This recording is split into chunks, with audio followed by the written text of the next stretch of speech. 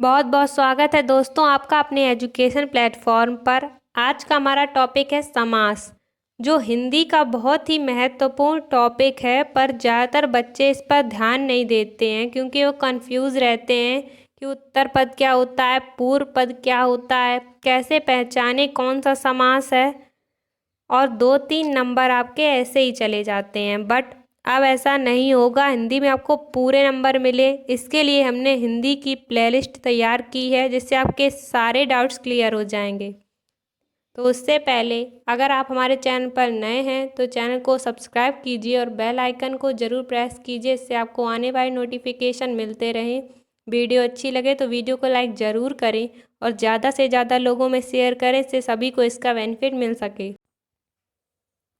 समास, जो हिंदी का बहुत ही महत्वपूर्ण टॉपिक है, सबसे पहले हम जानते हैं कि समास क्या होता है। तो समास दो शब्दों से मिलकर बना है, सम प्लस या धन आश। सम का अर्थ होता है पास या नज़दीक और आस का अर्थ होता है बैठना या बिठाना। जब किन्हीं दो पदों या शब्दों के बीच में कारक चिन्ह या अव्यय आदि को हटाकर दोनों शब्दों को हम संक्षिप्त करके या संक्षेप में लिख दें तो ऐसे शब्दों को हम समास कहते हैं। समास का तात्पर्य ही संक्षिप्तीकरण होता है। इसका शाब्दिक अर्थ होता है छोटा रूप, अर्थात जब दो या दो से अधिक शब्दों से मिलकर जो एक नया और छोटा शब्द मिलता है उस शब्द को समास कहते हैं। दूसरे शब्दों में कहा जाए तो जहाँ पर हम कम से कम शब्दों में अधिक से अधिक अर्थ को प्रकट करें वहाँ समास होता है। संस्कृत, जर्मन और बहुत सी भारतीय भाषाओं में समास का प्रयोग बहुत अधिक होता है। समास रचना के दो पद होते हैं, पहले पद को हम पूर्व पद कहते हैं और दूसरे पद को हम उत्तर पद कहते हैं। पूर्व पद का अर्थ होता है पहले का पद और उत्तर पद का अर्थ होता है बाद का पद। इन दोनों से जो एक नया शब्द मिलता है वो समस्त पद कहलाता है। आप समझते हैं समास विग्रह क्या होता है। तो सामासिक शब्दों के बीच के संबंध को स्पष्ट करने को ही हम समास विग्रह कहते हैं।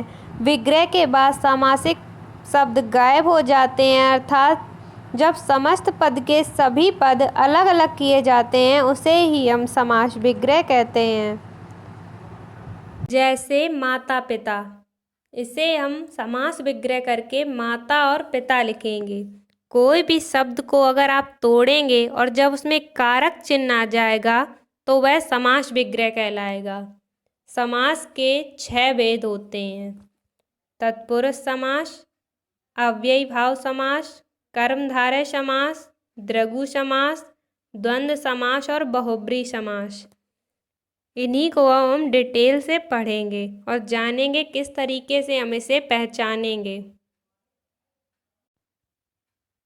अव्ययी भाव समास, सबसे पहले इसकी परिभाषा समझते हैं। तो वह समास जिसका पहला पद अव्यय हो एवं उसके संयोग से समस्त पद भी अव्यय बन जाए उसे हम अव्ययी भाव समास कहते हैं। अव्ययी भाव समास में पूर्व पद प्रधान होता है। अव्यय, आप समझते हैं कि अव्यय क्या होते हैं। तो जिन शब्दों पर लिंग, कारक, काल आदि शब्दों से कोई प्रभाव ना हो, जो अपरिवर्तित रहें, वे शब्द अव्यय कहलाते हैं। अव्ययी भाव समास से पहले पद में अनु, आ, प्रति, यथा, भर, हर आदि शब्द आते हैं।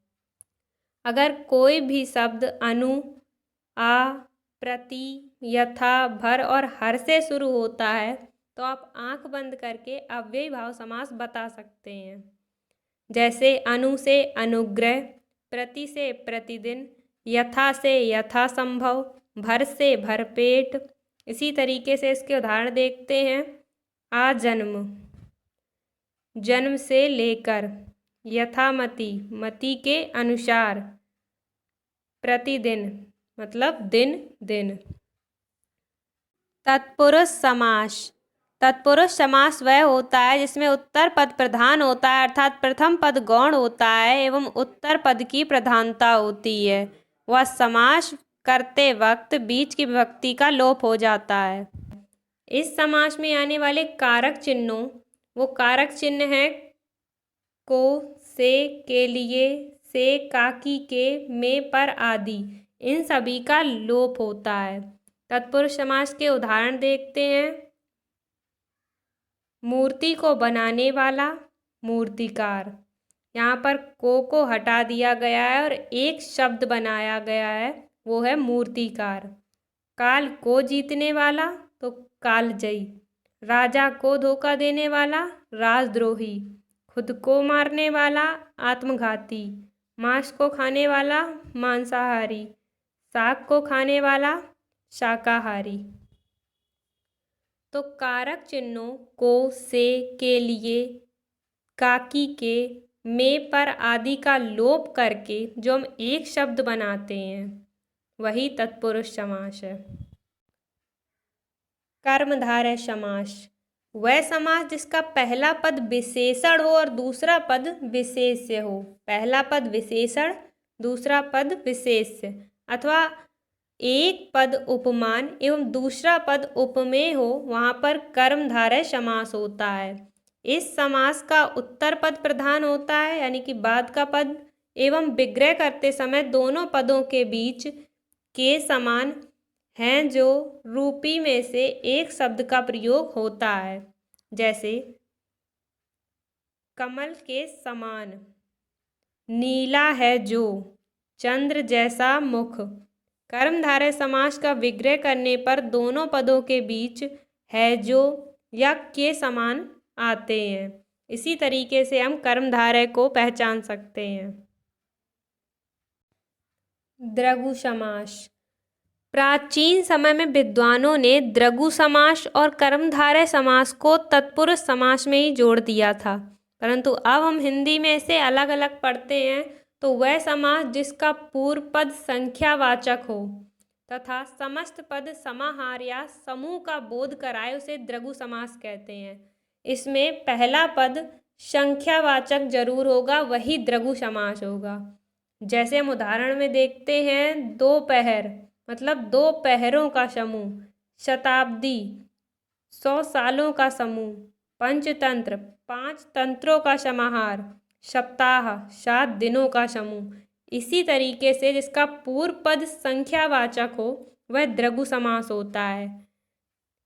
उदाहरण में आपने देखा होगा कि सभी शब्दों में पूर्व पद एक संख्यावाचक विशेषण एवं समस्त पद किसी न किसी समूह या फिर समाहार का बोध करा रहा है। जैसे दोपहर में पहला पद है 2, जो एक संख्यावाचक विशेषण है, एवं समस्त पद दोपहर 2 पहरों के समाहार का बोध करा रहा है।